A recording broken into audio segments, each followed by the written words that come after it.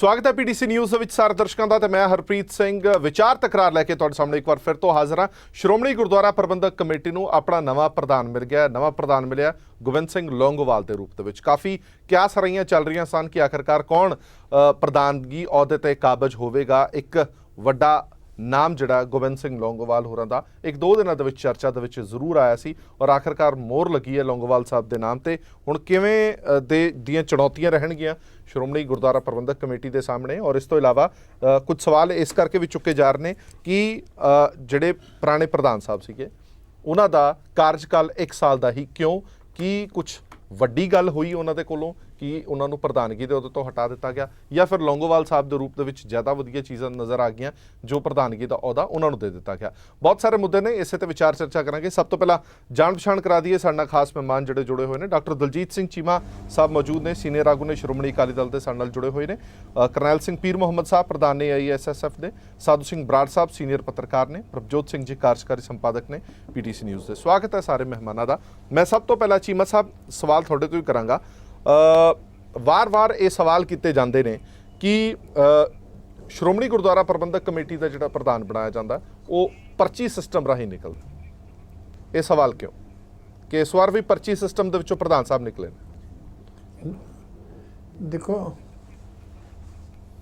देखो मैं समझदा कि जिन्ना अच्छा डेमोक्रेटिक सिस्टम श्रोमणी गुरुद्वारा प्रबंधक कमेटी का किसी भी धर्म दे विच इन्ना अच्छा इलैक्शन का सिस्टम मिलना बहुत औखा।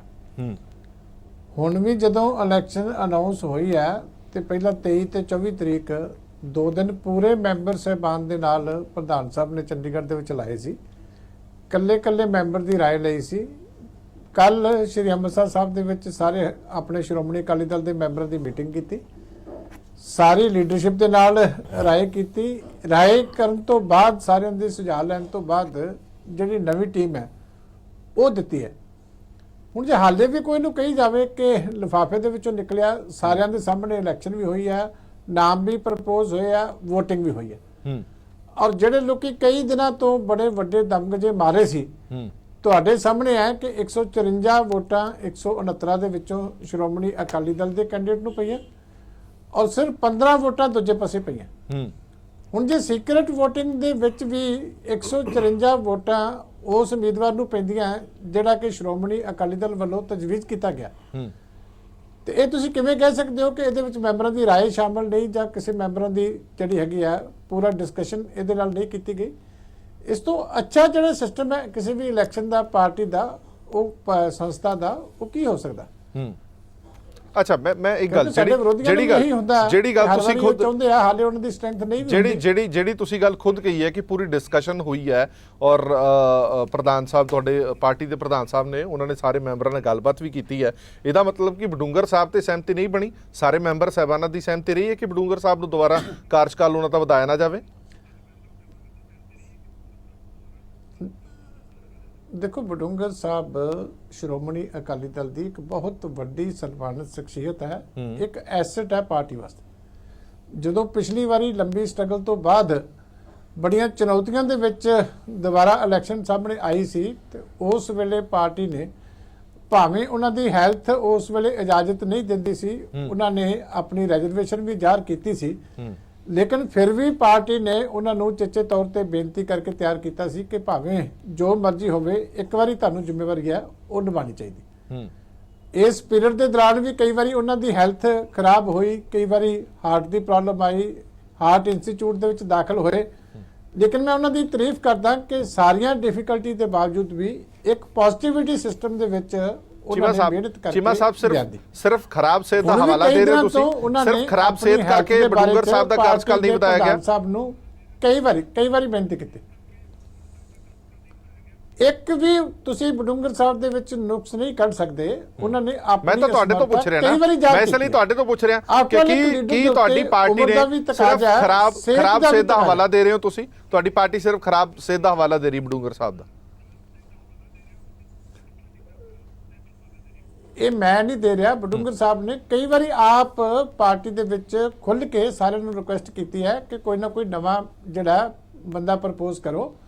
ਮੈਂ ਨਾਲ ਹੈਲਪ ਕਰਕੇ ਚਲਾਈ ਜਾਊਂਗਾ, ਲੇਕਿਨ ਮੇਰੇ ਤੇ ਇਕੱਲੇ ਤੇ ਇੰਨਾ ਬੋਝ ਇੰਨਾ ਚੁੱਕਣਾ, ਇੰਨਾ ਟਰੈਵਲ ਕਰਨਾ, ਇੰਨੀ ਜ਼ਿੰਮੇਵਾਰੀ ਸੰਭਾਲਣੀ ਬਹੁਤ ਔਖੀ ਹੈ। ਇਸ ਕਰਕੇ ਅੱਜ ਵੀ ਉਹਨਾਂ ਦਾ ਪਾਰਟੀ ਦੇ ਵਿੱਚ ਬਹੁਤ ਵੱਡਾ ਸਤਿਕਾਰ ਹੈ, ਲੇਕਿਨ ਕਿਸੇ ਦੀ ਸਿਹਤ ਦੇ ਅਗੇਂਸਟ ਤੁਸੀਂ ਕਿੰਨੀ ਕੁ ਦੇਰ ਉਹਨਾਂ ਨੂੰ ਪਰੇਸ਼ਾਨ ਕਰ ਸਕਦੇ ਹੋ? ਠੀਕ ਹੈ ਮੈਂ ਵਾਪਸ ਆਣਾ ਤੁਹਾਡੇ ਕੋਲ ਚੀਮਾ ਸਾਹਿਬ, ਵਾਪਸ ਆਵਾਂਗਾ। ਠੀਕ ਹੈ, ਦੂਜੇ ਪਾਸੇ ਨਹੀਂ ਲੈਣਾ ਚਾਹੀਦਾ। ਠੀਕ ਹੈ ਬਰਾੜ ਸਾਹਿਬ ਅੱਜ ਪੂਰੀ ਚੋਣ ਪ੍ਰਕਿਰਿਆ ਤੁਸੀਂ ਵੀ ਦੇਖੀ ਹੈ। ਹਾਲਾਂਕਿ ਜਦੋਂ ਨਾਮ ਲਿਆ ਗਿਆ ਸੀਗਾ ਲੌਂਗੋਵਾਲ ਸਾਹਿਬ ਦਾ, ਉਦੋਂ ਇਹ ਕਿਹਾ ਗਿਆ ਸੀਗਾ ਕਿ ਜੇਕਰ ਸਾਰੇ ਸਹਿਮਤ ਆ ਤਾਂ ਹੱਥ ਚੁੱਕ ਕੇ ਕਹਿ ਦੇਣ ਤੇ ਅਸੀਂ ਵੋਟਿੰਗ ਨਹੀਂ ਕਰਵਾਉਂਦੇ, ਪਰ ਦੂਜੇ ਧੜੇ ਵੱਲੋਂ ਵੋਟਿੰਗ ਕਿਹਾ ਗਿਆ ਕਿ ਵੋਟਿੰਗ ਕਰਵਾਈ ਜਾਵੇ ਔਰ ਨਤੀਜਾ 154 ਦੇ ਬਦਲੇ 15 ਵੋਟਾਂ ਦਾ ਸਾਹਮਣੇ ਆਇਆ। ਇੱਕ ਲੋਕਤੰਤਰਿਕ ਢੰਗ ਦੇ ਨਾਲ ਜਿਵੇਂ ਪਾਰਲੀਮੈਂਟ ਦੇ ਵਿੱਚ ਹੁੰਦਾ, ਲਗਭਗ ਉਵੇਂ ਹੀ ਸਾਰਾ ਸਾਨੂੰ ਦ੍ਰਿਸ਼ ਅੱਜ ਦੇਖਣ ਨੂੰ ਮਿਲੇ ਨੇ। ਇੱਕ ਨਵਾਂ ਨਾਮ ਲੌਂਗੋਵਾਲ ਸਾਹਿਬ ਦੇ ਨਾਮ ਤੇ ਮੋਹਰ ਲੱਗੀ ਹੈ। ਇਹ ਸਾਰੀ ਪ੍ਰਕਿਰਿਆ ਨੂੰ ਕਿਸ ਤਰ੍ਹਾਂ ਵੇਖਦੇ ਤੁਸੀਂ? ਦੇਖੋ, ਜਿਹੜਾ ਪਿਛਲੇ ਤਕਰੀਬਨ ਕੁਝ ਦਿਨਾਂ ਤੋਂ ਅਕਾਲੀ ਦਲ ਦੇ ਪ੍ਰਧਾਨ ਨੇ ਸਾਰਿਆਂ ਮੈਂਬਰਾਂ ਨਾਲ ਗੱਲਬਾਤ ਇਹਨਾਂ ਦੀ ਚੱਲਦੀ ਰਹੀ, ਮੀਡੀਆ 'ਚ ਇਹ ਹੁੰਦਾ ਰਿਹਾ। ਬਡੂੰਗਰ ਸਾਹਿਬ ਦਾ ਜਿੱਥੋਂ ਤੱਕ ਸਵਾਲ ਹੈ, ਉਹ ਚੀਮਾ ਸਾਹਿਬ ਨੇ ਸਪਸ਼ਟ ਕਰਤਾ ਹੈ ਕਿ ਉਹਨਾਂ ਦੀ ਸਿਹਤ, ਉਹ ਖੁਦ ਹੀ ਕਹਿੰਦੇ ਰਹੇ ਕਿ ਮੇਰੀ ਸਿਹਤ ਨਹੀਂ ਠੀਕ। ਹੁਣ ਪਤਾ ਨਹੀਂ ਇਹਦੇ ਪਿੱਛੇ ਕੀ ਗੱਲ ਆ, ਕੀ ਹੈ, ਵਾਕਈ ਹੈ ਕਿ ਨਹੀਂ ਹੈ। ਲੇਕਿਨ ਜਿੱਥੋਂ ਤੱਕ ਲੌਂਗੋਵਾਲ ਦਾ ਸਵਾਲ ਹੈ, ਗੋਬਿੰਦ ਸਿੰਘ ਲੌਂਗੋਵਾਲ ਦਾ, ਉਹਨਾਂ ਬਹੁਤ ਹੀ ਨੇਕ ਇਨਸਾਨ ਔਰ ਲੌਂਗੋਵਾਲ ਦੇ ਸੰਤ ਹਰਚੰਦ ਸਿੰਘ ਲੌਂਗੋਵਾਲ ਦੇ ਛਤਰ ਛਾਇਆ ਹੇਠ ਉਹ ਵੱਡੇ ਹੋਏ। ਠੀਕ ਹੈ, ਉਹ ਸੰਤ ਸੁਭਾਅ ਦੇ ਆਦਮੀ, ਉਹਨਾਂ ਤੇ ਕੋਈ ਦਾਗ ਨਹੀਂ, ਨਾ ਤਾਂ ਸਿਆਸੀ ਤੌਰ ਤੇ ਨਾ ਹੀ ਧਾਰਮਿਕ ਤੌਰ ਤੇ।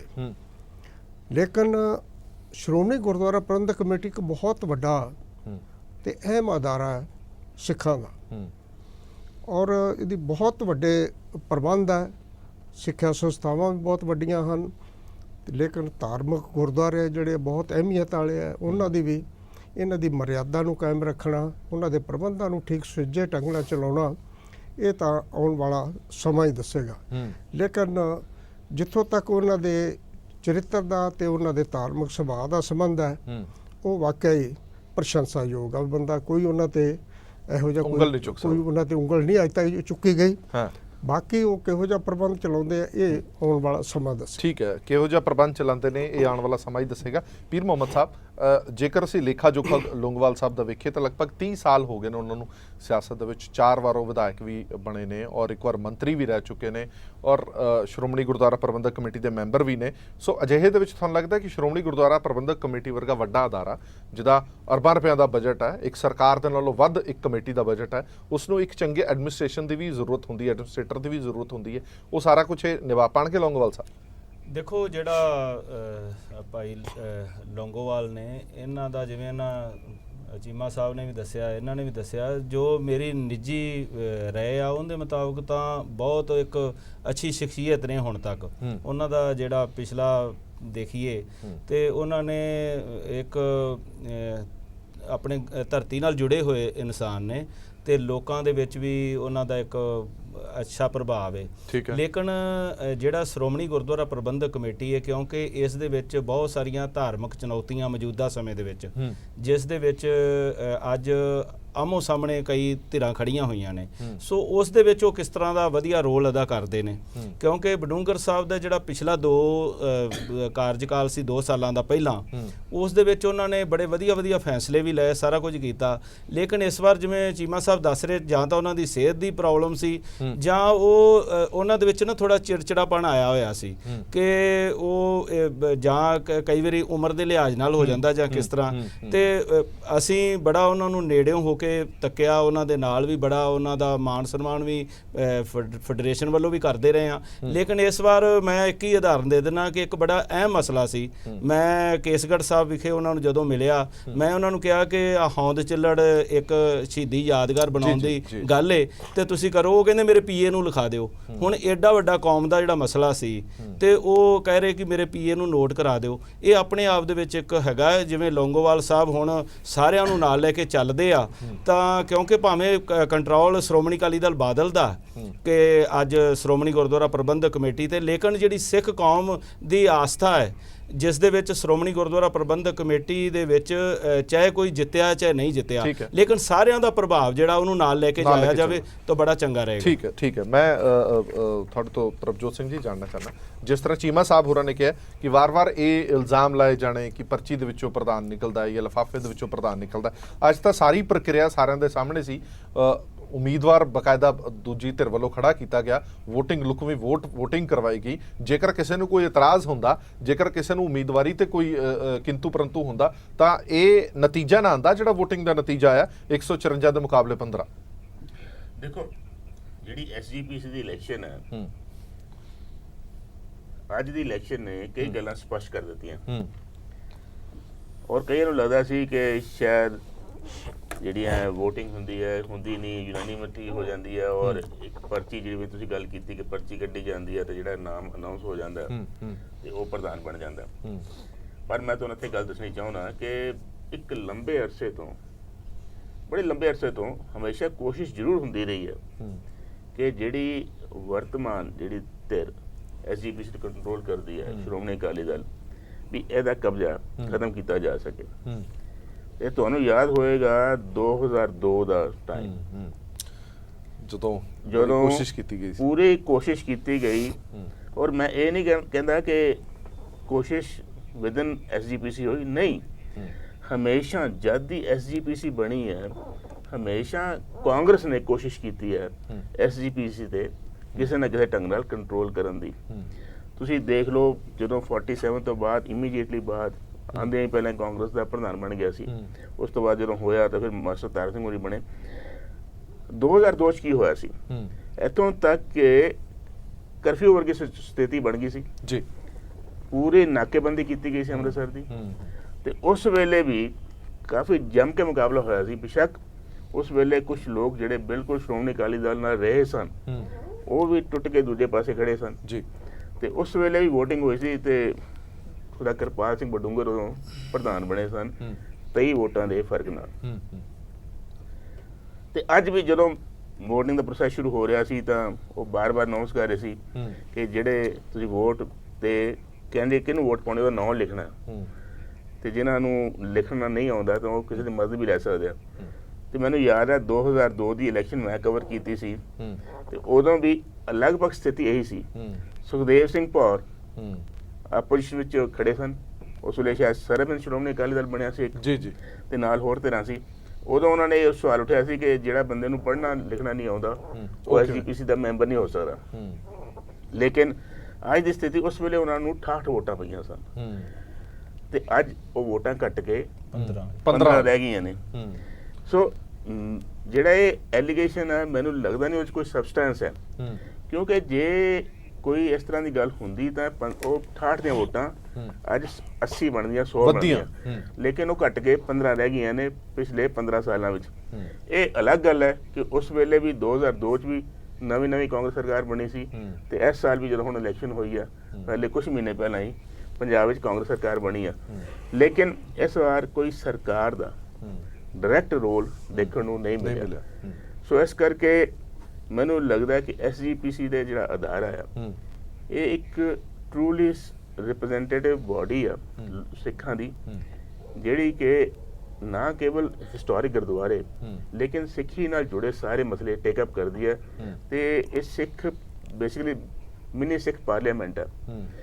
ਸੋ ਅੱਜ ਦੀ ਜਿਹੜੀ ਚੋਣ ਨੇ ਇਹ ਗੱਲ ਸਪਸ਼ਟ ਕੀਤੀ ਹੈ ਕਿ ਵਾਕਈ ਹੀ ਜਿਹੜੇ ਮੈਂਬਰ ਨੇ, ਜਿਵੇਂ ਜੇ ਗੱਲ ਹੁੰਦੀ ਪਰਚੀ ਵਾਲੀ ਗੱਲ ਹੁੰਦੀ ਤਾਂ ਜ਼ਰੂਰ ਕੋਈ ਵੀ ਮੈਂਬਰ ਉੱਠ ਕੇ ਪਾਸ ਸਕਦਾ ਸੀ ਕਿ ਮੈਂ ਖੜਾ ਹੋਣਾ ਚਾਹੁੰਦਾ, ਮੈਂ ਕੈਂਡੀਡੇਟ ਬਣਨਾ ਚਾਹੁੰਦਾ, ਜਾਂ ਕੁਝ ਵੀ ਕਰ ਸਕਦਾ ਸੀ। ਲੇਕਿਨ ਇੱਕ ਜਿਹੜੀ ਯੂਨੈਨਿਮਿਟੀ ਦਿਖਾਈ ਗਈ ਔਰ ਜਿਸ ਢੰਗ ਨਾਲ ਅਪੀਲ ਵੀ ਕੀਤੀ ਗਈ ਕਿ ਆਪਾਂ ਯੂਨੈਨਿਮਿਟੀ ਨਾਲ ਇਲੈਕਸ਼ਨ ਕਰ ਲਈਏ, ਚਲੋ ਇਲੈਕਸ਼ਨ ਲੜਨਾ ਹਰੇਕ ਦਾ ਹੱਕ ਹੈ, ਲੜਨਾ ਵੀ ਚਾਹੀਦਾ, ਕਿਸੇ ਦਾ ਕੋਈ ਇਹ ਮਾੜੀ ਗੱਲ ਨਹੀਂ, ਪਰੰਤੂ ਇਹ ਕਹਿਣਾ ਕਿ ਪਰਚੀ ਕੱਢੀ ਜਾਂਦੀ ਹੈ, ਮੈਨੂੰ ਲੱਗਦਾ ਇਹ ਗੱਲ 'ਚ ਜ਼ਿਆਦਾ। ਚਲੋ ਠੀਕ ਹੈ, ਮੈਂ ਇੱਕ ਮਿੰਟ ਬਰਾੜ ਸਾਹਿਬ, ਇੱਕ ਅਹਿਮ ਸਵਾਲ ਤੁਹਾਡੇ ਤੋਂ ਜਾਣਨਾ ਚਾਹੁੰਦਾ ਕਿ ਕਿਰਪਾਲ ਸਿੰਘ ਬਡੂੰਗਰ ਸਾਹਿਬ ਵੀ ਮਾਲਵੇ ਨਾਲ ਸੰਬੰਧ ਰੱਖਦੇ ਸਨ, ਲੌਂਗੋਵਾਲ ਸਾਹਿਬ ਵੀ ਹੁਣ ਮਾਲਵੇ ਨਾਲ ਸੰਬੰਧ ਰੱਖਦੇ ਨੇ। ਹੁਣ ਇਹਦੇ ਪਿੱਛੇ ਵੀ ਕੋਈ ਲੱਗਦਾ, ਕਿਉਂਕਿ ਜਿਸ ਤਰ੍ਹਾਂ 2-3 ਦਿਨ ਮੀਟਿੰਗਾਂ ਹੁੰਦੀਆਂ ਗਿਆ, ਪੂਰੀ ਰਣਨੀਤੀ ਬਣਾਈ ਗਈ ਵੀ ਕਿਹੜਾ ਪ੍ਰਧਾਨ ਬਣਾਇਆ ਜਾਣਾ ਚਾਹੀਦਾ, ਬੜੀਆਂ ਸਾਰੀਆਂ ਚੀਜ਼ਾਂ ਜਿਹੜੀਆਂ ਉਹ ਪਾਰਟੀ ਸੋਚਦੀ ਹੈ ਕਿ ਕਿੱਥੇ ਸਾਨੂੰ ਕੀ ਫਾਇਦਾ, ਕਿੱਥੇ ਸਾਨੂੰ ਕੀ ਨੁਕਸਾਨ ਹੈ, ਜਾਂ ਸਿੱਖ ਕੌਮ ਦਾ ਕੀ ਨੁਕਸਾਨ ਹੈ, ਇਹਦੇ ਨਾਲ ਵੀ ਕੋਈ ਫਰਕ ਪੈਂਦਾ? ਦੇਖੋ, ਜਿੱਥੋਂ ਤੱਕ ਹੈਗਾ ਨਾ ਉਹਦੀ ਚੋਣ ਕਰਨ ਦਾ ਹੂੰ। ਪਰਚੀ ਵਾਲਾ, ਹੂੰ ਇਹ ਤੁਸੀਂ ਕੋਈ ਵੀ ਅਦਾਰਾ ਲੈ ਲਓ, ਹੂੰ ਚਾਹੇ ਮੁੱਖ ਮੰਤਰੀ ਬਣਦਾ ਹੈ, ਹੂੰ ਚਾਹੇ ਕਿਸੇ ਪਾਰਟੀ ਦਾ ਪ੍ਰਧਾਨ ਬਣਦਾ, ਚਾਹੇ ਕੋਈ ਵੀ ਅਦਾਰੇ ਦਾ ਹੂੰ ਜਿਹਨੂੰ ਮੁਖੀ ਬਣਾਉਣੇ ਆ, ਹੂੰ ਉੱਥੇ ਹਮੇਸ਼ਾ ਪਹਿਲਾਂ ਰਾਏ ਕਾਇਮ ਕੀਤੀ ਜਾਂਦੀ ਹੈ। ਹੂੰ ਔਰ ਰਾਏ ਕਾਇਮ ਕਰਨ ਤੋਂ ਬਾਅਦ ਹੀ ਹੂੰ। VOTING ਹੁੰਦੀ ਹੈ। ਇਹ ਪ੍ਰਕਿਰਿਆ ਹੈਗੀ ਆ। ਠੀਕ ਹੈ। ਲੇਕਿਨ VOTING ਦੇ ਵਿੱਚ ਜਦੋਂ ਜਿਹੜੇ ਮੈਂਬਰ ਚੁਣੇ ਹੋਏ ਆ, ਹੂੰ ਜਦੋਂ ਸਾਰੇ ਮੈਂਬਰ ਮੈਜੋਰਟੀ ਸਿਵਾਏ 15 ਤੋਂ ਹੂੰ ਉਹਦੇ ਹੱਕ 'ਚ ਕਿਸੇ ਬੰਦੇ ਦੇ ਸਹਿਮਤੀ ਦਿੰਦੇ ਆ ਤੇ ਇਹਦੇ 'ਚ ਕੋਈ ਨੁਕਸਾਨ ਵਾਲੀ ਗੱਲ ਨਹੀਂ। ਹੂੰ। ਇਹ ਬੜੀ ਲੰਮੇ ਸਮੇਂ ਤੋਂ ਇਹ ਚਰਚਾ ਚੱਲਦੀ ਰਹਿੰਦੀ ਜੀ, ਪਰਚੀ ਨਿਕਲਦੀ ਹੈ, ਜੇਬ ਚੋਂ ਨਿਕਲਦੀ ਫਲਾਨਾ। ਹੁਣ ਇੰਡੀਆ ਦੀ ਕੋਈ ਵੱਡੀ ਪਾਰਟੀ ਲੈ ਲਓ, ਕਿਹੜੀ ਉਹ ਪਰਚੀ ਨਿਕਲਦੀ ਹੈ, ਉੱਥੇ ਵੀ ਕੋਈ ਇਵੇਂ ਹੀ ਕੰਮ ਚੱਲਦਾ। ਸਹਿਮਤੀ ਬਣਦੀ ਉਸ ਤੋਂ ਬਾਅਦ ਹਾਂ, ਨਾ ਸਹਿਮਤੀ ਬਣਨ ਤੋਂ ਬਾਅਦ ਹੀ ਹੁੰਦੀ ਹੈ। ਦੂਜੀ ਗੱਲ ਰਹੀ ਜਿੱਥੋਂ ਤੱਕ SGPC ਦੀ, ਹੂੰ ਪਹਿਲਾਂ ਪ੍ਰਜੋਤ ਸਿੰਘ ਵੀ ਕਹਿ ਚੁੱਕੇ ਆ, ਹੂੰ ਮੈਂ ਬੜੇ ਲੰਮੇ ਸਮੇਂ ਤੋਂ ਇਸ ਵਿਚਾਰ ਦਾ ਹਾਂ। ਹੂੰ ਅੱਜ ਪ੍ਰਕਾਸ਼ ਸਿੰਘ ਬਾਦਲ ਮੁੱਖ ਮੰਤਰੀ ਸ਼੍ਰੋਮਣੀ ਗੁਰਦੁਆਰਾ ਪ੍ਰਬੰਧਕ ਕਮੇਟੀ ਦੇ ਸਰਪ੍ਰਸਤ ਹੈ, ਹੂੰ ਜਾਂ ਕੋਈ ਹੋਰ ਆਉਂਦਾ, ਕੱਲ ਨੂੰ ਕੋਈ ਆਉਂਦਾ, ਲੇਕਿਨ SGPC ਜਿਹੜੀ ਹੈ ਹੂੰ ਇਹ ਸਿੱਖਾਂ ਦੀ ਇੱਕ ਬਹੁਤ ਵੱਡੀ ਨੁਮਾਇੰਦਗੀ ਕਰਦੀ ਪੂਰੇ ਵਿਸ਼ਵ ਦੇ ਉੱਤੇ। ਹੂੰ ਹੂੰ ਇਸ ਕਰਕੇ ਇਹਨੂੰ ਕਮਜ਼ੋਰ ਕਰਨਾ ਹੂੰ ਉਹਦੇ ਬਹੁਤ ਹੀ ਉਹ ਸਿੱਖਾਂ ਨੂੰ ਕਮਜ਼ੋਰ ਕਰਨ ਵਾਲੀ ਗੱਲ ਹੁੰਦੀ ਆ। ਹੂੰ ਜਦੋਂ ਪਿੱਛੇ ਹਰਿਆਣੇ ਦੀ ਕਮੇਟੀ ਬਣਾਉਣ ਦੀ ਚਾਲ ਚੱਲੀ ਗਈ, ਹੂੰ ਉਦੋਂ ਕਾਂਗਰਸ ਦੀ ਸਰਕਾਰ ਸੀ ਉੱਥੇ, ਹੂੰ ਉਹ ਭਾਵੇਂ ਹੋਏ ਉਹਦੇ ਚ, ਪਰ ਉਨੀ ਉਹਨਾਂ ਨੂੰ ਕਾਮਯਾਬੀ ਨਹੀਂ ਮਿਲੀ ਹੂੰ ਜੋ ਹੋ ਸਕਦੀ ਸੀ। ਲੇਕਿਨ ਕੋਈ ਵੀ ਅੱਜ ਹੁਣ ਜੇ ਗੋਬਿੰਦ ਸਿੰਘ ਲੌਂਗੋਵਾਲ ਨੂੰ ਬਣਾਇਆ ਗਿਆ ਹੈ, ਹੂੰ ਸਾਰੀਆਂ ਧਿਰਾਂ ਨੂੰ ਉਹਨਾਂ ਦਾ ਸਾਥ ਦੇਣਾ ਚਾਹੀਦਾ ਹੈ, ਹੂੰ ਬਲਕਿ SGPC ਨੂੰ ਬਹੁਤ ਮਜ਼ਬੂਤ ਕਰਨਾ ਚਾਹੀਦਾ। ਮਜ਼ਬੂਤ ਹੋਣ ਦੇ ਨਾਲ ਹੀ ਸਿੱਖ ਵੀ ਮਜ਼ਬੂਤ ਹੁੰਦੇ ਠੀਕ। ਆ। SGPC ਦਾ ਹੂੰ। ਮਜ਼ਬੂਤ ਰਹਿਣਾ, ਇੱਕ ਰਹਿਣਾ, ਹੂੰ ਇਹ ਸਿੱਖਾਂ ਦੇ ਹਿੱਤ 'ਚ ਹੈ। ਬਿਲਕੁਲ ਅੱਜ ਕੋਈ ਬੰਦਾ ਦੂਜੀ ਪਾਰਟੀ 'ਚ ਉੱਤੇ ਹੈ, ਕੱਲ ਨੂੰ ਕੋਈ ਹੋਰ ਆ ਸਕਦਾ ਹੈ, ਅਗਲੇ 10 ਸਾਲਾਂ 'ਚ ਕੋਈ ਹੋਰ ਆ ਪਰ ਗੱਲ ਸਕਦਾ ਜੇ ਹੈ। ਸ਼੍ਰੋਮਣੀ ਕਮੇਟੀ ਦੀ ਹੋਵੇ ਤਾਂ ਉਹਦੀ ਸਥਿਰਤਾ ਤੇ ਮਜ਼ਬੂਤੀ ਬਣਾਣੀ ਮਜ਼ਬੂਤੀ ਕਾਇਮ ਬੜੀ ਰੱਖਣਾ ਜ਼ਰੂਰੀ ਹੈ। ਚਲੋ ਮੈਨੂੰ ਇੱਕ ਛੋਟਾ ਜਿਹਾ ਬ੍ਰੇਕ ਲੈਣਾ ਪੈ ਰਿਹਾ, ਬ੍ਰੇਕ ਤੋਂ ਬਾਅਦ ਹੋਰ ਬਹੁਤ ਸਾਰੇ ਸਵਾਲ ਨੇ, ਉਸ ਤੇ ਚਰਚਾ ਕਰਾਂਗੇ। ਬ੍ਰੇਕ ਤੋਂ ਬਾਅਦ ਦਰਸ਼ਕਾਂ ਦਾ ਇੱਕ ਵਾਰ ਫਿਰ ਤੋਂ ਸਵਾਗਤ ਹੈ। ਸਾਡੀ ਵਿਚਾਰ ਚਰਚਾ ਜਾਰੀ ਹੈ। ਗੋਬਿੰਦ ਸਿੰਘ ਲੌਂਗੋਵਾਲ ਪ੍ਰਧਾਨ ਸਾਹਿਬ ਬਣਾ ਦਿੱਤੇ ਗਏ ਨੇ। ਇਸ ਤੋਂ ਇਲਾਵਾ ਵੀ ਜਿਹੜੇ ਮੈਂਬਰ ਬਦਲੇ ਗਏ ਨੇ ਉਹਨਾਂ ਦੇ ਵਿੱਚ ਵੀ ਕਾਫੀ ਜ਼ਿਆਦਾ ਚਰਚਾ ਰਹੀ ਹੈ ਕਿ ਪ੍ਰਧਾਨ ਸਾਹਿਬ ਨੂੰ ਤਾਂ ਬਦਲਿਆ ਹੀ ਬਦਲਿਆ, ਉਹਨਾਂ ਦੀ ਟੀਮ ਨੂੰ ਵੀ ਬਦਲ ਦਿੱਤਾ ਗਿਆ, ਨਵੇਂ ਚਿਹਰੇ ਸ਼ਾਮਲ ਕੀਤੇ ਗਏ ਨੇ। ਇਹਨਾਂ ਦੇ ਪਿੱਛੇ ਕੀ ਰਣਨੀਤੀ ਹੋ ਸਕਦੀ ਹੈ? ਹਰਪਾਲ ਸਿੰਘ ਜਾਲਾ ਜੂਨੀਅਰ ਮੀਤ ਪ੍ਰਧਾਨ ਬਣੇ ਨੇ, ਰਘੁਜੀਤ ਸਿੰਘ ਵਿਰਕ ਸੀਨੀਅਰ ਮੀਤ ਪ੍ਰਧਾਨ ਪਹਿਲਾਂ ਵੀ ਸੀ, ਹੁਣ ਵੀ ਨੇ, ਗੁਰਬਚਨ ਸਿੰਘ ਕਰਮੂਵਾਲਾ ਜਨਰਲ ਸਕੱਤਰ ਬਣੇ ਨੇ। ਮੈਂ ਚੀਮਾ ਸਾਹਿਬ ਤੁਹਾਡੇ ਤੋਂ ਜਾਣਨਾ ਚਾਹੁੰਦਾ, ਚਲੋ ਇੱਕ ਗੱਲ ਤਾਂ ਤੁਸੀਂ ਇਹ ਦੱਸ ਦਿੱਤੀ ਕਿ ਜਿਹੜਾ ਬਡੂੰਗਰ ਸਾਹਿਬ ਦੀ ਸਿਹਤ ਜਿਹੜੀ ਹੈ ਉਹ ਹੁਣ ਇਜਾਜ਼ਤ ਨਹੀਂ ਦਿੰਦੀ ਉਹਨਾਂ ਨੂੰ ਪ੍ਰਧਾਨਗੀ ਦਾ ਅਹੁਦਾ ਰੱਖਣ ਲਈ, ਪਰ ਜਿਹੜੀ ਬਾਕੀ ਟੀਮ ਤੁਸੀਂ ਬਦਲੀ ਹੈ, ਵਿਰਕ ਸਾਹਿਬ ਨੂੰ ਛੱਡ ਦਈਏ ਤਾਂ ਜੂਨੀਅਰ ਮੀਤ ਪ੍ਰਧਾਨ, ਜਨਰਲ ਸਕੱਤਰ ਔਰ ਅੰਤਰਿੰਗ ਕਮੇਟੀ ਹੈ ਜਿਹੜੀ ਉਹ ਸਾਰੀ ਦੀ ਸਾਰੀ ਬਦਲ ਦਿੱਤੀ ਹੈ, ਨਵੇਂ ਚਿਹਰੇ ਸਾਹਮਣੇ ਲੈ ਕੇ ਆਏ, ਉਹਦੇ ਪਿੱਛੇ ਖਾਸ ਮਕਸਦ ਕੀ ਹੈ?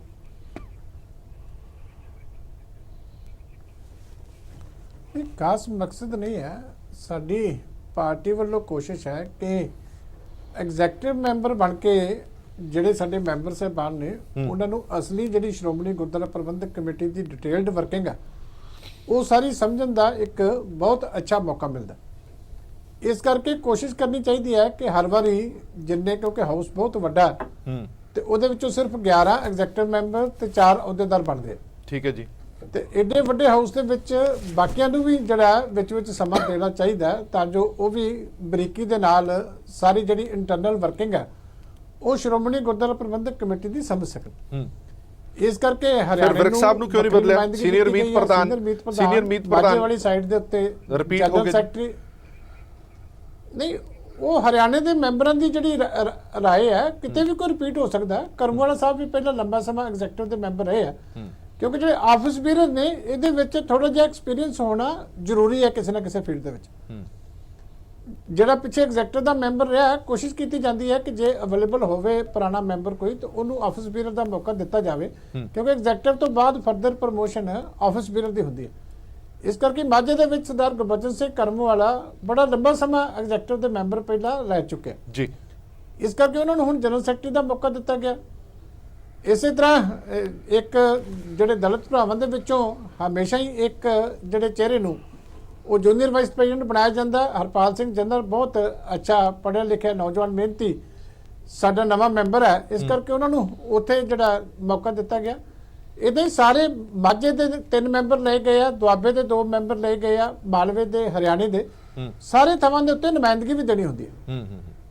ਅੱਛਾ ਚੀਮਾ ਸਾਹਿਬ, ਇੱਕ ਹੋਰ ਗੱਲ ਮੈਂ ਤੁਹਾਡੇ ਤੋਂ ਜਾਣਨਾ ਚਾਹੁੰਦਾ ਕਿ ਜਦੋਂ ਤੁਸੀਂ ਕਹਿ ਰਹੇ ਹੋ ਕਿ ਰਾਹ ਮਸ਼ਵਰਾ ਕੀਤਾ ਗਿਆ, ਸਾਰੀਆਂ ਮੈਂਬਰਾਂ ਤੋਂ ਪੁੱਛਿਆ ਗਿਆ, ਮੈਂ ਸਿਰਫ ਤੁਹਾਡੇ ਤੋਂ ਇਹ ਜਾਣ ਸਕਦਾ ਕਿ ਮੈਜੋਰਟੀ ਆਫ ਮੈਂਬਰਸ ਨੇ ਜਿਹੜੀ ਮੋਹਰ ਹੈ ਉਹ ਲੌਂਗੋਵਾਲ ਸਾਹਿਬ ਦੇ ਨਾਮ ਨੂੰ ਲਾਈ ਹੈ ਜਾਂ ਹੋਰ ਕੌਣ ਮੁਕਾਬਲੇ 'ਚ ਸੀ?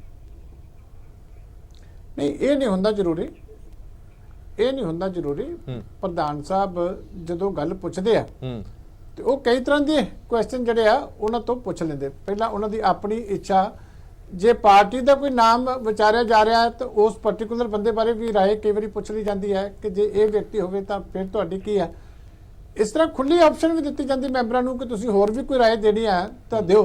ਓਵਰਆਲ ਜਿਹੜਾ ਮੈਜੋਰਟੀ ਵਿਊ ਹੁੰਦਾ ਉਹ ਸਾਰਾ ਕੁਝ ਮਾਈਂਡ ਦੇ ਵਿੱਚ ਰੱਖ ਕੇ, ਉਸ ਬੰਦੇ ਦੀ ਜਿਹੜੀ ਹੈਗਾ ਕੈਰੀਅਰ ਨੂੰ ਮਾਈਂਡ ਦੇ ਵਿੱਚ ਰੱਖ ਕੇ, ਐਕਸਪੀਰੀਅੰਸ ਨੂੰ ਮਾਈਂਡ ਦੇ ਵਿੱਚ ਰੱਖ ਕੇ ਫਿਰ ਹੀ ਸਾਰੀਆਂ ਚੀਜ਼ਾਂ ਦੇਖ ਕੇ ਸਾਰੇ ਏਰੀਆ ਵੀ ਬੈਲੈਂਸ ਕਰਨੇ ਹੁੰਦੇ ਆ।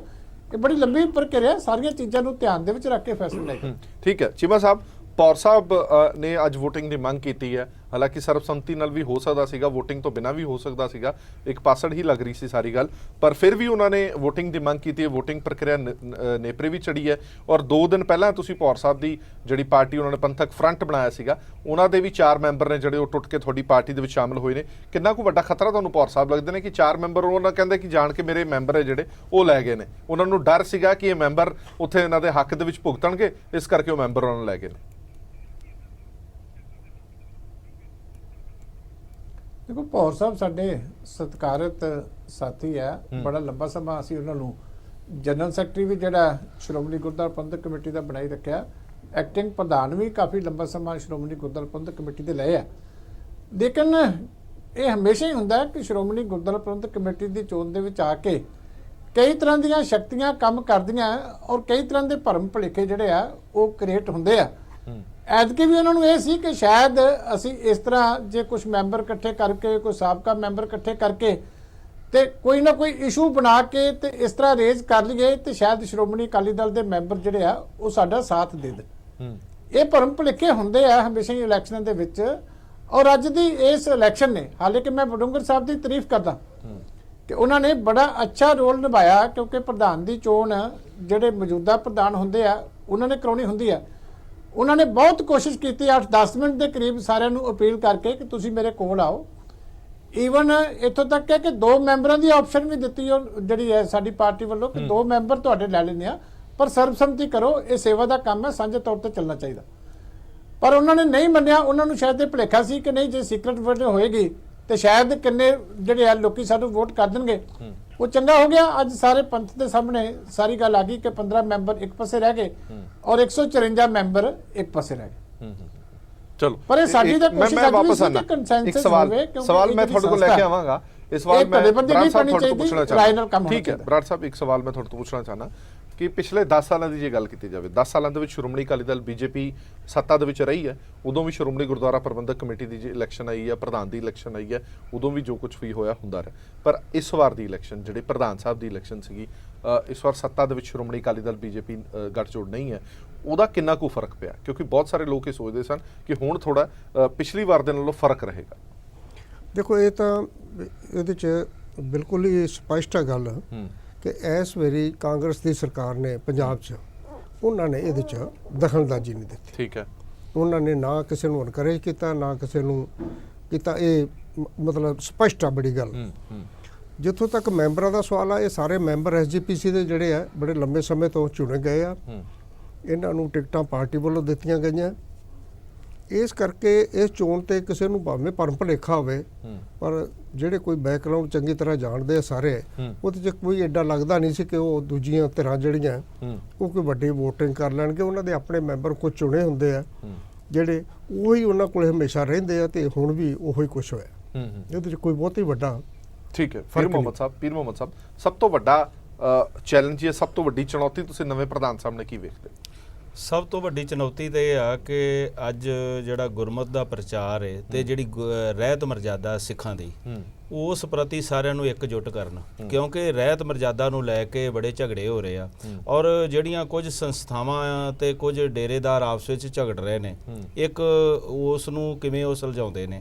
ਤੇ ਤੀਸਰਾ ਮਸਲਾ ਹੈ ਕਿ ਜਿਵੇਂ ਸਿੱਖ ਕੌਮ ਦੀਆਂ ਕਈ ਚੁਣੌਤੀਆਂ ਨੇ, ਜਿਵੇਂ ਅਕਾਲੀ ਦਲ ਦੀ ਤਾਂ ਮਜਬੂਰੀ ਹੈ ਕਿ ਉਸ ਦਾ ਬੀਜੇਪੀ ਨਾਲ ਗੱਠਜੋੜ ਹੈ, ਲੇਕਿਨ ਪ੍ਰਧਾਨ ਸ਼੍ਰੋਮਣੀ ਗੁਰਦੁਆਰਾ ਪ੍ਰਬੰਧਕ ਕਮੇਟੀ ਦੀ ਕੋਈ ਇਸ ਤਰ੍ਹਾਂ ਦੀ ਮਜਬੂਰੀ ਨਹੀਂ ਹੋਣੀ ਚਾਹੀਦੀ ਕਿ ਉਹ ਜਦੋਂ ਹੁਣ ਜਿਵੇਂ ਦਿਆਲ ਸਿੰਘ ਮਜੀਠੀਆ ਦਾ ਕਾਲਜ ਦਾ ਨਾਮ ਬਦਲ ਕੇ ਉਹ ਰੱਖਿਆ ਗਿਆ, ਇਸ ਤਰ੍ਹਾਂ ਦੀਆਂ ਕਈ ਮਸਲੇ ਜਿਹੜੇ ਜਦੋਂ ਸਾਹਮਣੇ ਆਉਂਦੇ ਨੇ, ਜਿੱਥੇ ਆਰਐਸਐਸ ਦਖਲ ਦਿੰਦੀ ਹੈ, ਜਿੱਥੇ ਬੀਜੇਪੀ ਦਖਲ ਦਿੰਦੀ ਜਾਂ ਜਿੱਥੇ ਕਾਂਗਰਸ, ਜਿਹੜੇ ਇਹ ਜਿਹੜੀਆਂ ਸਭ ਤੋਂ ਵੱਡੀਆਂ ਚੁਣੌਤੀਆਂ ਨੇ ਕਿ ਹੁਣ ਮੈਂ ਚੀਮਾ ਸਾਹਿਬ ਨੂੰ ਵੀ, ਕਿਉਂਕਿ ਇਹ ਨੀਤੀ ਘਾੜੇ ਨੇ ਸ਼੍ਰੋਮਣੀ ਅਕਾਲੀ ਦਲ ਬਾਦਲ ਦੇ, ਤੇ ਇਹਨਾਂ ਨੂੰ ਵੀ ਬੇਨਤੀ ਕਰਾਂਗਾ ਕਿ ਇਹਨਾਂ ਨੂੰ ਉਧਰੋਂ ਭਾਰ ਮੁਕਤ ਕਰਨ ਸ਼੍ਰੋਮਣੀ ਅਕਾਲੀ ਦਲ ਵੱਲੋਂ। ਇਹ ਨਰੋਲ ਜਦੋਂ ਹੁਣ ਐਸਜੀਪੀਸੀ ਦੇ ਪ੍ਰਧਾਨ ਬਣ ਗਏ ਤਾਂ ਇਹਨਾਂ ਨੂੰ ਨਰੋਲ ਜਿਹੜੀਆਂ ਧਾਰਮਿਕ ਗਤੀਵਿਧੀਆਂ, ਕਿਉਂਕਿ ਜਿੰਨੀ ਸ਼੍ਰੋਮਣੀ ਗੁਰਦੁਆਰਾ ਪ੍ਰਬੰਧਕ ਕਮੇਟੀ ਮਜ਼ਬੂਤ ਹੋਵੇਗੀ ਓਨਾ ਹੀ ਸ਼੍ਰੋਮਣੀ ਅਕਾਲੀ ਦਲ ਜਿਹੜਾ ਅਸਲ ਰੂਪ ਵਿੱਚ, ਕਿਉਂਕਿ ਟਕਸਾਲੀ ਅਕਾਲੀ ਜਿਹੜੇ ਨੇ, ਜਿਹੜੇ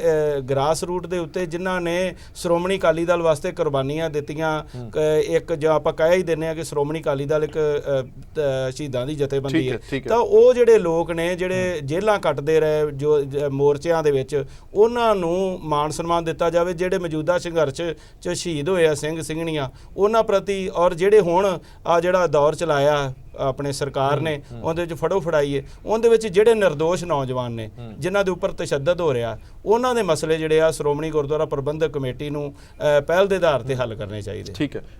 ਪ੍ਰਭਜੋਤ ਸਿੰਘ ਜੀ, ਜਿਹੜੀ ਗੱਲ ਚੀਮਾ ਸਾਹਿਬ ਨੇ ਕਹੀ ਹੈ ਕਿ ਕਈਆਂ ਦੇ ਵਹਿਮ ਦੂਰ ਹੋ ਗਏ ਨੇ, ਜਿਹੜੇ ਉਹ ਵਹਿਮ ਪਾਲ ਕੇ ਬੈਠੇ ਹੋਏ ਸੀ ਕਿ ਪਤਾ ਨਹੀਂ ਅਸੀਂ ਕੀ ਕਰ ਲਵਾਂਗੇ, ਇਸ ਦੇ ਵਿੱਚ ਲੱਗਦਾ ਕੁਝ ਤੁਹਾਨੂੰ ਦਮ?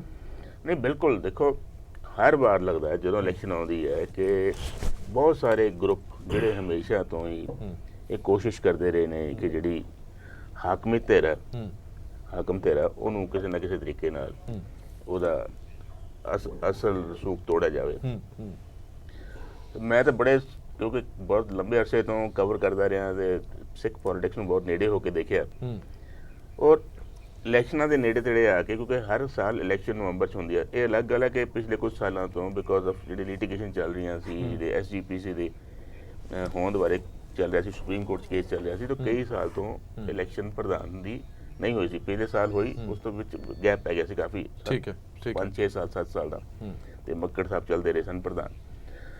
ਕੋਸ਼ਿਸ਼ ਤਾਂ ਹਮੇਸ਼ਾ ਹੁੰਦੀ ਰਹੀ ਹੈ, ਔਰ ਕਿਉਂਕਿ ਪੰਜਾਬ ਦੀ ਸਾਰੀ ਸਿਆਸਤ ਬੇਸਿਕਲੀ ਸਿੱਖ ਸਿਆਸਤ ਦੇ ਦੁਆਲੇ ਘੁੰਮਦੀ ਹੈ, ਤੇ ਹਰ ਪਾਰਟੀ ਦੀ ਕੋਸ਼ਿਸ਼ ਰਹਿੰਦੀ ਹੈ ਕਿ ਕਿਸੇ ਨਾ ਕਿਸੇ ਤਰੀਕੇ ਨਾਲ ਸਿੱਖ ਵੋਟਰ ਨੂੰ ਕਿਸ ਤਰ੍ਹਾਂ ਆਪਣੇ ਵੱਲ ਕੀਤਾ ਜਾਵੇ। ਸੋ ਮੇਨ ਤਾਂ ਉਹਦੇ ਵਿੱਚ ਫਿਰ ਘੁੰਮ ਫਿਰ ਕੇ ਗੱਲ ਆ ਜਾਂਦੀ ਹੈ ਐਸਜੀਪੀਸੀ ਦੀ ਸਿਆਸਤ ਤੇ, ਕਿ ਐਸਜੀਪੀਸੀ ਦਾ ਜਿਹੜੀ ਪਾਰਟੀ ਦਾ ਕੰਟਰੋਲ ਹੈ, ਡੈਫੀਨੇਟਲੀ ਉਹਨਾਂ ਦਾ ਸਿੱਖ ਸਮਾਜ ਤੇ ਵੀ ਬੜਾ ਵੱਡਾ ਇੱਕ ਕੰਟਰੋਲ ਜਾਂ ਇੱਕ ਇਨਫਲੂਐਂਸ ਜਾਂ ਇੱਕ ਬਣ ਜਾਂਦਾ। ਔਰ ਬਹੁਤ ਸਾਰੀਆਂ ਸਰਕਾਰਾਂ ਨੇ, ਭਾਵੇਂ ਤੁਸੀਂ ਹਿਸਟਰੀ ਦੇਖ ਲਓ, ਸਾਰੀ ਹਿਸਟਰੀ ਭਰੀ ਵੀ ਹੈ ਸਾਡੀ, ਕਿ ਹਰ ਵੇਲੇ ਕੋਸ਼ਿਸ਼ ਹੁੰਦੀ ਰਹੀ ਹੈ ਕਿ ਐਸਜੀਪੀਸੀ ਵਿੱਚ, ਬੇਸ਼ੱਕ ਉਹ ਪਾਰਟੀ ਦੇ ਤੌਰ ਤੇ ਡਾਇਰੈਕਟਲੀ ਤਾਂ ਨਹੀਂ ਵਿੱਚ ਕਈ ਵਾਰੀ ਆਉਂਦੇ, ਲੇਕਿਨ ਇਹ ਜ਼ਰੂਰ ਕੋਸ਼ਿਸ਼ ਕਰਦੇ ਰਹੇ ਨੇ ਕਿ ਇਹਦੇ ਵਿੱਚ ਆਪਣੀ ਇੱਕ ਫੁੱਟ ਹੋਲਡ, ਇੱਕ ਪੈਨੀਟ੍ਰੇਸ਼ਨ ਕੀਤੀ ਜਾਵੇ। ਸੋ ਇਸ ਇਲੈਕਸ਼ਨ ਨੇ ਉਹ ਗੱਲ ਸਪਸ਼ਟ ਕਰ ਦਿੱਤੀ ਹੈ ਕਿ ਉਸ ਤਰ੍ਹਾਂ ਦੀ ਪੈਨੀਟ੍ਰੇਸ਼ਨ ਦੀ ਕੋਈ ਸਕੋਪ ਨਹੀਂ ਰਿਹਾ, ਜਗ੍ਹਾ ਨਹੀਂ ਹੈਗੀ। ਔਰ ਇਕਜੁੱਟਤਾ ਜਿਹੜੀ ਪਾਰਟੀ ਨੇ ਦਿਖਾਈ ਹੈ ਇਸ ਵਾਰੀ, ਜਿਹੜੀ ਹਾਕਮ ਧਿਰ ਨੇ ਇਕਜੁੱਟਤਾ ਦਿਖਾਈ ਹੈ, ਉਹ ਸ਼ਾਇਦ ਮੈਂ ਕਿਹਾ ਬੜੇ ਲੰਬੇ ਅਰਸੇ ਤੋਂ ਬਾਅਦ ਇਸ ਤਰ੍ਹਾਂ ਦੀ ਇਕਜੁੱਟਤਾ ਦੇਖਣ ਨੂੰ ਮਿਲੀ ਆ। ਕਿਉਂਕਿ ਜੇ ਹੱਥ ਖੜੇ ਕਰਕੇ ਤੁਸੀਂ ਚੁਣ ਲਿਆ ਤਾਂ ਉਹ ਵੱਖਰੀ ਗੱਲ ਹੈ, ਜੇ ਤੁਹਾਡੀ ਜਿਹੜੀ ਵੋਟਿੰਗ, ਜਿਹੜੀ ਲੁਕਵੀਂ ਵੋਟਿੰਗ ਕਰਾਈ ਗਈ ਉਸ ਦੇ ਵਿੱਚ ਵੀ ਤੁਸੀਂ ਇਦਾਂ ਨਿਕਲ ਕੇ ਸਾਹਮਣੇ ਆਉਂਦੇ ਹੋ, ਤਾਂ ਉਹ ਪਾਰਟੀ ਦੀ ਮਜ਼ਬੂਤੀ ਪ੍ਰਦਾਨ ਕਰਦਾ। ਇੱਕ ਛੋਟਾ ਜਿਹਾ ਮੈਂ ਬ੍ਰੇਕ ਲੈ ਰਿਹਾ, ਇੱਕ ਛੋਟੇ ਜਿਹੇ ਬ੍ਰੇਕ ਤੋਂ ਬਾਅਦ ਜਲਦ ਹਾਜ਼ਰ ਹਾਂ। ਬ੍ਰੇਕ ਤੋਂ ਬਾਅਦ ਦਰਸ਼ਕਾਂ ਦਾ ਇੱਕ ਵਾਰ ਫਿਰ ਤੋਂ ਸਵਾਗਤ ਹੈ। ਸਾਡੀ ਵਿਚਾਰ ਚਰਚਾ ਜਾਰੀ ਹੈ। ਸ਼੍ਰੋਮਣੀ ਗੁਰਦੁਆਰਾ ਪ੍ਰਬੰਧਕ ਕਮੇਟੀ ਦਾ ਨਵਾਂ ਪ੍ਰਧਾਨ ਗੋਬਿੰਦ ਸਿੰਘ ਲੌਂਗੋਵਾਲ ਹੋਰਾਂ ਨੂੰ ਚੁਣ ਲਿਆ ਗਿਆ, ਉਸੇ ਤੇ ਵਿਚਾਰ ਚਰਚਾ ਜਾਰੀ ਹੈ। ਨਵੀਂ ਜਿਹੜੀ ਕਮੇਟੀ ਬਣੀ ਹੈ ਉਹ ਕੀ ਕਰੇਗੀ? ਚੀਮਾ ਸਾਹਿਬ, ਮੈਂ ਤੁਹਾਡੇ ਤੋਂ ਇੱਕ ਸਵਾਲ ਪੁੱਛਣਾ ਚਾਹਨਾ। ਜਿਵੇਂ ਪੀਰ ਮੁਹੰਮਦ ਸਾਹਿਬ ਨੇ ਕਿਹਾ ਕਿ ਬਹੁਤ ਵੱਡੀਆਂ ਜ਼ਿੰਮੇਵਾਰੀਆਂ ਨੇ ਸ਼੍ਰੋਮਣੀ ਗੁਰਦੁਆਰਾ ਪ੍ਰਬੰਧਕ ਕਮੇਟੀ ਦੇ ਪ੍ਰਧਾਨ ਦੀਆਂ, ਤੇ ਬਹੁਤ ਸਾਰੇ ਕੰਮ ਵੀ ਨੇ, ਇਸ ਲਈ ਉਹਨਾਂ ਨੂੰ ਸਿਆਸੀ ਪੱਖੋਂ ਜਾਂ ਆਪਣੀ ਪਾਰਟੀ ਦੇ ਕੰਮਾਂ ਪੱਖੋਂ ਹਟਾ ਦਿੱਤਾ ਜਾਏ। ਅਕਸਰ ਹੀ ਇਹ ਇਲਜ਼ਾਮ ਤੁਹਾਡੀ ਪਾਰਟੀ ਤੇ ਲੱਗਦਾ ਰਿਹਾ ਕਿ ਜੋ ਸ਼੍ਰੋਮਣੀ ਗੁਰਦੁਆਰਾ ਪ੍ਰਬੰਧਕ ਕਮੇਟੀ ਦਾ ਪ੍ਰਧਾਨ ਹੁੰਦਾ ਉਹਦਾ ਸਿਆਸੀਕਰਨ ਕਰ ਦਿੱਤਾ ਜਾਂਦਾ, ਉਹ ਸਿਆਸੀ ਕੰਮਾਂ ਦੇ ਵਿੱਚ ਵੀ ਦਖਲਅੰਦਾਜ਼ੀ ਕਰਦੇ ਨੇ ਤੇ ਧਾਰਮਿਕ ਕੰਮਾਂ ਦੇ ਵਿੱਚ ਵੀ ਆਪਣਾ ਰਸੂਖ ਰੱਖਦੇ ਨੇ। ਅਜਿਹਾ ਇਸ ਵਾਰ ਵੀ ਹੋਏਗਾ ਕਿ ਨਹੀਂ ਹੋਏਗਾ? ਨਹੀਂ, ਅਸੀਂ ਹਮੇਸ਼ਾ ਪਹਿਲਾਂ ਵੀ ਕੋਸ਼ਿਸ਼ ਕਰਦੇ ਹਾਂ, ਕਿਉਂਕਿ ਸ਼੍ਰੋਮਣੀ ਗੁਰਦੁਆਰਾ ਪ੍ਰਬੰਧਕ ਕਮੇਟੀ ਦੇ ਪ੍ਰਧਾਨ ਸਾਹਿਬ ਦੀ ਜ਼ਿੰਮੇਵਾਰੀ ਬਹੁਤ ਵੱਡੀ ਜ਼ਿੰਮੇਵਾਰੀ ਹੁੰਦੀ। ਪਹਿਲਾਂ ਵੀ ਸਾਡੀ ਕੋਸ਼ਿਸ਼ ਹੁੰਦੀ ਹੈ ਕਿ ਉਹਨਾਂ ਨੂੰ ਫ੍ਰੀ ਰੱਖਿਆ ਜਾਵੇ ਤੇ ਆਪਣੇ ਐਡੇ ਵੱਡੇ ਉਹਨਾਂ ਦੇ ਅਦਾਰੇ ਨੇ ਉਸ ਪਾਸੇ ਜਿਹੜਾ ਉਹ ਆਪਣਾ ਕੰਮ ਕਰਨ। ਔਰ ਹੁਣ ਵੀ ਮੈਂ ਪੀਰ ਮੁਹੰਮਦ ਜੀ ਨੂੰ ਯਕੀਨ ਦਿਵਾਉਣਾ ਕਿ ਸਾਡੇ ਵੱਲੋਂ ਪੂਰੀ ਕੋਸ਼ਿਸ਼ ਹੋਊਗੀ ਕਿ ਉਹਨਾਂ ਨੂੰ 100% ਜਿਹੜਾ ਹੈਗਾ ਉਹ ਸ਼੍ਰੋਮਣੀ ਗੁਰਦੁਆਰਾ ਪ੍ਰਬੰਧਕ ਕਮੇਟੀ ਦਾ ਜੋ ਵੀ ਕਾਰਜ ਹੈ, ਕਿਉਂਕਿ ਬੜੇ ਵੱਡੇ ਕਾਰਜ ਸਾਹਮਣੇ ਨੇ। ਸਿੱਖ ਧਰਮ ਦੇ ਬਾਨੀ ਸ੍ਰੀ ਗੁਰੂ ਨਾਨਕ ਦੇਵ ਜੀ ਮਹਾਰਾਜ ਦਾ 550 ਸਾਲਾ ਜਿਹੜਾ ਪ੍ਰਕਾਸ਼ ਦਿਹਾੜਾ, ਉਹ ਸਮਾਗਮ ਬਹੁਤ ਨੇੜੇ ਆ ਰਿਹਾ 2019 ਦੇ ਵਿੱਚ। ਉਹਦੀ ਤਿਆਰੀ ਕਰਨੀ ਹੈ। ਸ਼੍ਰੋਮਣੀ ਗੁਰਦੁਆਰਾ ਪ੍ਰਬੰਧਕ ਕਮੇਟੀ 2020 ਦੇ ਵਿੱਚ ਆਪਣਾ 100 ਸਾਲ ਪੂਰਾ ਕਰ ਰਹੀ ਹੈ। ਇਸ ਕਰਕੇ ਬੜੇ ਵੱਡੇ ਕਾਰਜ ਸਾਹਮਣੇ ਨੇ ਜਿਹਦੇ ਵਿੱਚ ਉਹਨਾਂ ਨੂੰ ਹੋਰ ਬਹੁਤ ਮਿਹਨਤ ਕਰਨੀ ਪੈਣੀ ਹੈ। ਔਰ ਸਾਡੀ ਪੂਰੀ ਕੋਸ਼ਿਸ਼ ਹੋਊਗੀ ਕਿ ਉਹ 100% ਫ੍ਰੀ ਰਹਿ ਕੇ ਆਪਣਾ ਮਿਹਨਤ ਕਰਕੇ ਇਸ ਪਾਸੇ ਕੰਮ ਕਰਨ। ਠੀਕ ਹੈ ਬਰਾੜ ਸਾਹਿਬ, ਇੱਕ ਸਵਾਲ ਮੌਜੂਦਾ ਹਾਲਾਤ ਦੇ ਵਿੱਚ, ਜਿਸ ਤਰ੍ਹਾਂ ਪੀਰ ਮੁਹੰਮਦ ਸਾਹਿਬ ਨਾਲ ਵੀ ਮੈਂ ਜ਼ਿਕਰ ਕੀਤਾ ਸੀ ਕਿ ਬਹੁਤ ਵੱਡੀਆਂ ਚੁਣੌਤੀਆਂ ਨੇ ਜਿਨ੍ਹਾਂ ਦੇ ਵਿੱਚ ਧਰਮ ਪ੍ਰਚਾਰ ਨੂੰ ਲੈ ਕੇ ਕੁਝ ਜਥੇਬੰਦੀਆਂ ਆਮੋ ਸਾਹਮਣੇ ਨੇ, ਔਰ ਅਜਿਹੇ ਮਾਹੌਲ ਦੇ ਵਿੱਚ ਸ਼੍ਰੋਮਣੀ ਗੁਰਦੁਆਰਾ ਪ੍ਰਬੰਧਕ ਕਮੇਟੀ ਦੇ ਪ੍ਰਧਾਨ ਦਾ ਰੋਲ ਬਹੁਤ ਅਹਿਮ ਹੋ ਜਾਂਦਾ। ਔਰ ਜਿਵੇਂ ਤੁਸੀਂ ਵੀ ਕਿਹਾ ਕਿ ਮਾਲਵੇ ਦੇ ਜਿਹੜੇ ਡੇਰੇ ਨੇ ਉਹਨਾਂ ਤੇ ਉਸ ਰਸੂਖ ਦੇ ਨਾਲ ਗੱਲ ਕਰਨੀ ਉਹ ਬੜਾ ਜ਼ਰੂਰੀ ਸੀ ਕਿ ਅਜਿਹਾ ਕਦਾਵਰ ਲੀਡਰ ਜ਼ਰੂਰ ਹੋਣਾ ਚਾਹੀਦਾ ਜੋ ਜਿੱਦਾਂ ਰਸੂਖ ਵੀ ਹੋਵੇ, ਜਿਹੜਾ ਗੱਲ ਵੀ ਕਰ ਸਕੇ। ਤੁਹਾਨੂੰ ਲੱਗਦਾ ਕਿ ਹੁਣ ਇਹ ਮਸਲਾ ਹੱਲ ਹੋ ਸਕਦਾ? ਦੇਖੋ, ਜਿਹੜੀ ਅੱਜ ਤੋਂ ਜੋ 8-9 ਮਹੀਨੇ ਪਹਿਲਾਂ ਗੱਲ ਸੀ ਉਹ ਹੁਣ ਉਹ ਨਹੀਂ ਰਹੀ। ਲੇਕਿਨ ਮਾਲਵੇ ਦੇ ਵਿੱਚ ਜਿਹੜੇ ਡੇਰੇ ਆ ਉਹਨਾਂ ਦਾ ਪ੍ਰਭਾਵ ਹੈਗਾ ਆਪਣਾ। ਔਰ ਉਹ ਐਤਕੀ ਜਿਹੜੀ ਅੱਗੋਂ ਚੋਣ ਹੋਣੀ ਹੈ SGPC ਦੇ ਮੈਂਬਰਾਂ ਦੀ ਜੀ, ਮੌਜੂਦਾ ਹਾਲਾਤ 'ਚ ਭਾਵੇਂ ਉਹ ਚੈਲੰਜ ਜਿਹੜਾ ਹੈ ਕਮਜ਼ੋਰ ਹੋ ਗਿਆ, ਪਰ ਫਿਰ ਵੀ ਜੇ ਜੋ ਮੈਂ ਵੇਖਦਾ ਜਾਂ ਪੜ੍ਹਦਾ ਜਾਂ ਮਹਿਸੂਸ ਕਰਦਾ ਜੀ ਕਿ ਉਹ ਇੱਕ ਚੈਲੰਜ ਵੱਡੀਆਂ ਜਿਹੜੀਆਂ SGPC ਦੇ ਮੈਂਬਰਾਂ ਦੀਆਂ ਚੋਣਾਂ ਹੋਣਗੀਆਂ ਉਹਦੇ 'ਚ ਬਕਾਇਦਾ ਇਹਨਾਂ ਨੂੰ ਉਹ ਚੈਲੰਜ ਹੋਏਗਾ। ਪਰ ਲੱਗਦਾ ਹੈ ਕਿ ਗੋਬਿੰਦ ਸਿੰਘ ਜੀ ਲੌਂਗੋਵਾਲ, ਸੰਤ ਲੌਂਗੋਵਾਲ ਦੀ ਛਤਰਛਾਇਆ 'ਚ ਪਲੇ ਆ। ਇਹਨਾਂ ਦਾ ਵੀ ਉਹਨਾਂ ਡੇਰਿਆਂ ਨਾਲ ਆਪਣਾ ਰਾਬਤਾ ਰਿਹਾ ਹੈ, ਪ੍ਰਭਾਵ ਵੀ ਰਿਹਾ। ਉੱਥੇ ਇਹਨਾਂ ਦੇ ਸੰਤ ਲੌਂਗੋਵਾਲ ਦੀ ਵੀ ਬੜੀ ਮਾਨਤਾ ਰਹੀ ਹੈ ਜੀ।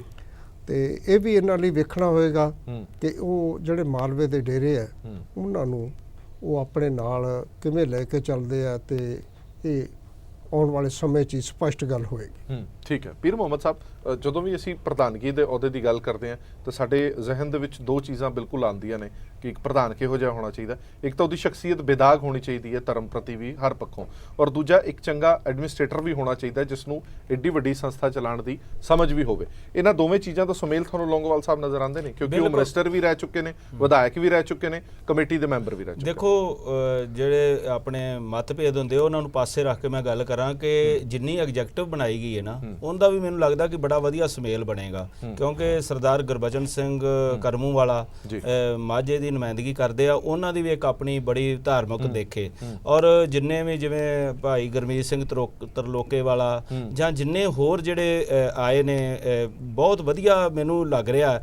ਪਹਿਲੀ ਨਜ਼ਰ ਤੋਂ ਇਹ ਸਾਰੇ ਐਗਜੈਕਟਿਵ ਜਿਹੜੀ ਬਣਾਈ ਗਈ ਹੈ ਅੱਛੀ ਬਣਾਈ ਗਈ ਹੈ, ਲੇਕਿਨ ਹੁਣ ਅੱਗੇ ਜਾ ਕੇ ਕਾਰਗੁਜ਼ਾਰੀ ਹੈ। ਕਾਰਗੁਜ਼ਾਰੀ ਦੇ ਵਿੱਚ ਇਹੋ ਹੀ ਹੈ ਕਿ ਧਾਰਮਿਕ ਖੇਤਰ ਵਿੱਚ ਬਹੁਤ ਸਾਰੇ ਕੰਮ ਕਰਨ ਦੀ ਲੋੜ ਹੈ, ਖਾਸ ਕਰਕੇ ਸਾਡੀ ਸਿੱਖ ਜਵਾਨੀ ਨੂੰ, ਔਰ ਜਿਹੜੇ ਬੱਚੇ ਅੱਜ ਪਤਤ ਹੋ ਰਹੇ ਨੇ ਉਹਨਾਂ ਨੂੰ, ਔਰ ਜਿਹੜਾ ਨਸ਼ਿਆਂ ਦਾ ਰੁਝਾਨ ਹੈ ਉਹਨੂੰ ਕਿਵੇਂ ਠੱਲ ਪਾਈ ਜਾਵੇ, ਉਹਦੇ ਲਈ ਤੇ ਧਰਮ ਪ੍ਰਚਾਰ ਲਈ ਇੱਕ ਜੇ ਕਮਰ ਕੱਸਾ ਕੱਸ ਲਿਆ ਜਾਵੇ ਤਾਂ ਪੰਜਾਬ ਜਿਹੜਾ ਹੈ, ਪੰਜਾਬ ਦੇ ਵਿੱਚ ਧਾਰਮਿਕ ਖੇਤਰ ਦੇ ਵਿੱਚ ਬਹੁਤ ਸਾਰਾ ਕੰਮ ਕਰਨ ਦੀ ਲੋੜ ਹੈ।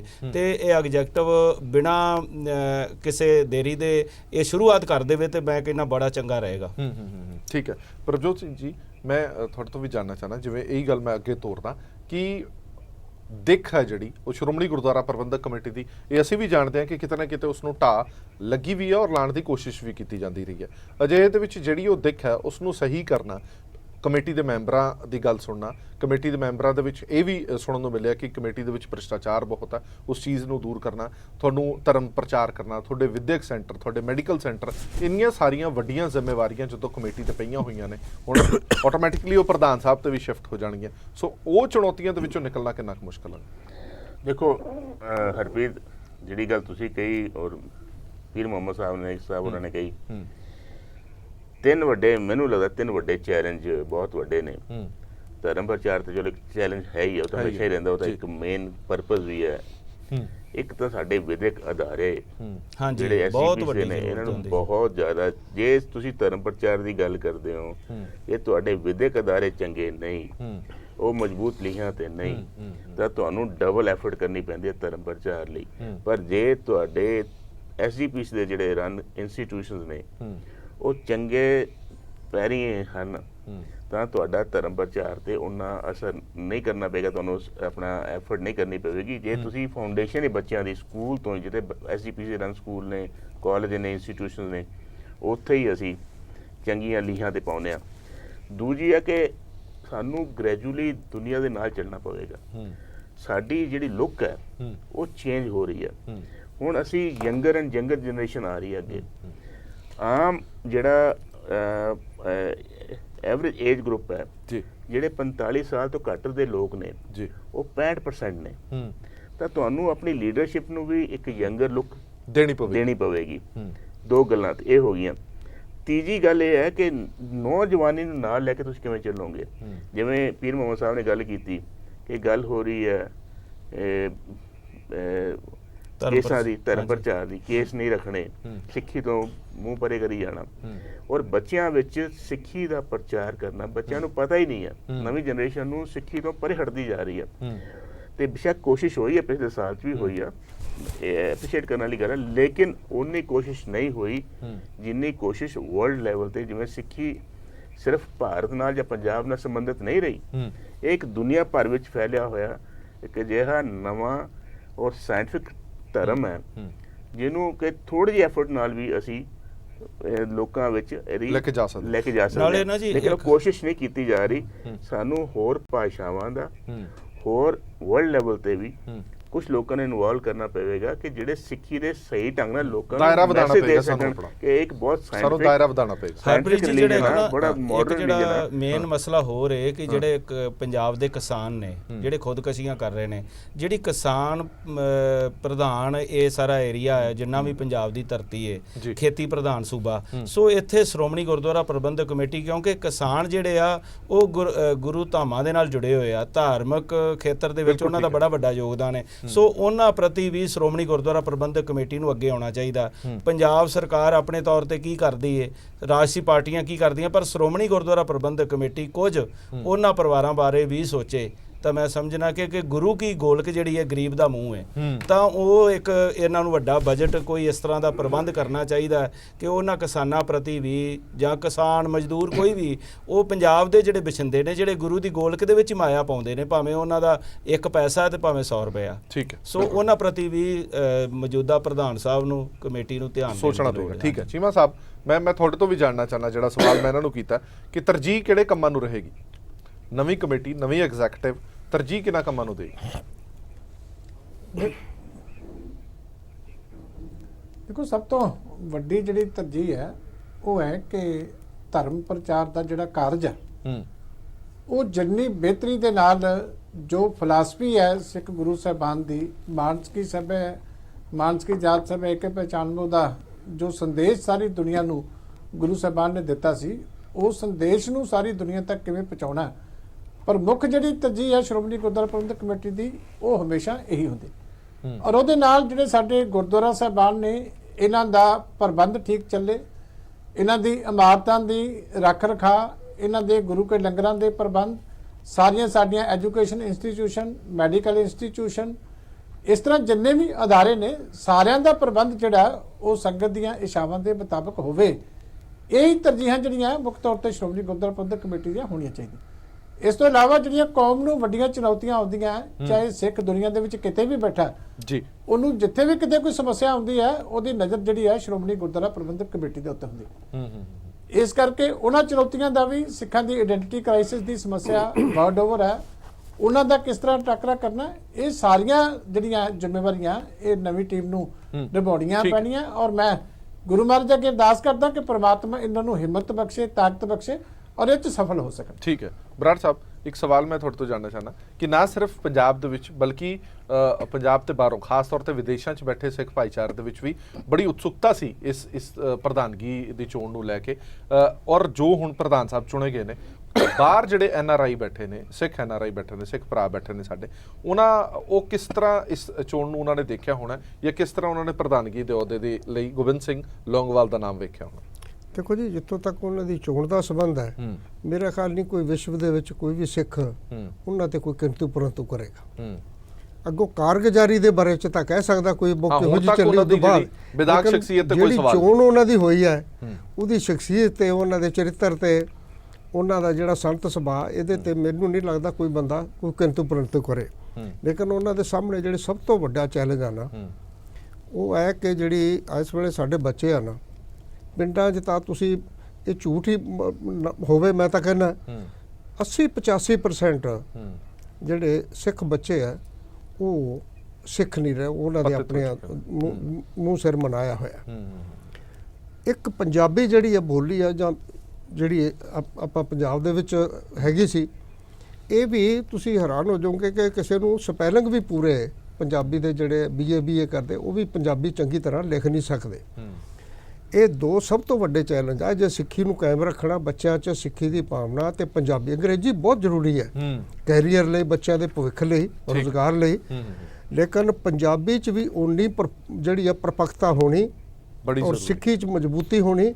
ਇਹ ਬੱਚਿਆਂ ਨੂੰ ਇਸ ਪਾਸੇ ਪੂਰਾ ਜ਼ੋਰ ਲਾਉਣ ਦੀ ਲੋੜ ਆ। ਇਹਦੇ ਨਾਲ ਹੀ ਸਾਰਾ ਕੁਝ ਆਪਣਾ ਜੁੜਿਆ। ਜੇ ਉਹ ਥੱਲੇ ਹੀ ਕਮਜ਼ੋਰ ਹੋ ਗਏ, ਉੱਤੇ ਜੋ ਮਰਜ਼ੀ ਕਰੀ ਜਾਏ ਜੋ, ਫਿਰ ਉਹ ਜਿਹੜੀਆਂ ਤੁਸੀਂ ਨਾ ਤਾਂ ਆਪਣੀ ਮਰਿਆਦਾ ਕਾਇਮ ਰੱਖ ਸਕੋਗੇ ਤੇ ਨਾ ਆਪਣੀ ਸਿੱਖੀ ਭਾਵਨਾਵਾਂ ਨੂੰ ਰੱਖ ਸਕੋਗੇ। ਚਲੋ, ਬਹੁਤ ਸਾਰੀਆਂ ਚੁਣੌਤੀਆਂ ਨੇ ਨਵੀਂ ਟੀਮ ਸਾਹਮਣੇ ਔਰ ਅਸੀਂ ਵੀ ਸ਼ੁਭ ਇੱਛਾਵਾਂ ਸਾਡੀਆਂ ਨੇ ਕਿ ਇਹ ਸਾਰੀਆਂ ਚੁਣੌਤੀਆਂ ਨੇ ਚੰਗੀ ਤਰ੍ਹਾਂ ਹੱਲ ਹੋ ਜਾਣ। ਗੋਬਿੰਦ ਸਿੰਘ ਲੌਂਗੋਵਾਲ ਸਾਹਿਬ ਪ੍ਰਧਾਨ ਸਾਹਿਬ ਬਣੇ ਨੇ ਨਵੇਂ ਸ਼੍ਰੋਮਣੀ ਗੁਰਦੁਆਰਾ ਪ੍ਰਬੰਧਕ ਕਮੇਟੀ ਦੇ। ਬਹੁਤ ਬਹੁਤ ਧੰਨਵਾਦ ਸਾਰੇ ਮਹਿਮਾਨਾਂ ਦਾ ਇਸ ਪੂਰੀ ਵਿਚਾਰ ਚਰਚਾ ਦੇ ਵਿੱਚ ਸਾਡੇ ਨਾਲ ਬਣੇ ਰਹਿਣ ਦੇ ਲਈ। ਸੋ ਅਸੀਂ ਉਮੀਦ ਇਹੀ ਕਰਦੇ ਹਾਂ ਕਿ ਜਦੋਂ ਵੀ ਇੱਕ ਨਵਾਂ ਚਿਹਰਾ ਸਾਹਮਣੇ ਆਉਂਦਾ, ਨਵੀਆਂ ਉਮੀਦਾਂ ਸਾਹਮਣੇ ਆਉਂਦੀਆਂ ਨੇ। ਸਿੱਖ ਕੌਮ ਦੇ ਮਸਲੇ ਬਹੁਤ ਸਾਰੇ ਨੇ ਔਰ ਹਰ ਵਾਰ ਇਹ ਉਮੀਦ ਕੀਤੀ ਜਾਂਦੀ ਕਿ ਨਵਾਂ ਪ੍ਰਧਾਨ ਸਾਹਿਬ ਇੱਕ ਨਵੀਂ ਸੋਚ ਲੈ ਕੇ ਆਏ ਹੋਣਗੇ ਤੇ ਨਵੀਂ ਸੋਚ ਦੇ ਨਾਲ ਹੀ ਇਹ ਸਾਰੇ ਮਸਲੇ ਹੱਲ ਹੋਣਗੇ। ਇੰਤਜ਼ਾਰ ਰਹੇਗਾ ਗੋਬਿੰਦ ਸਿੰਘ ਲੌਂਗੋਵਾਲ ਹੋਰਾਂ ਦੀ ਕਾਰਗੁਜ਼ਾਰੀ ਦਾ ਵੀ। ਦੇਸ਼ ਦੁਨੀਆ ਦੀ ਬਾਕੀ ਖਬਰਾਂ ਲਈ ਬਣੇ ਰਹੋ PTC ਨਿਊਜ਼ ਦੇ ਨਾਲ। ਧੰਨਵਾਦ।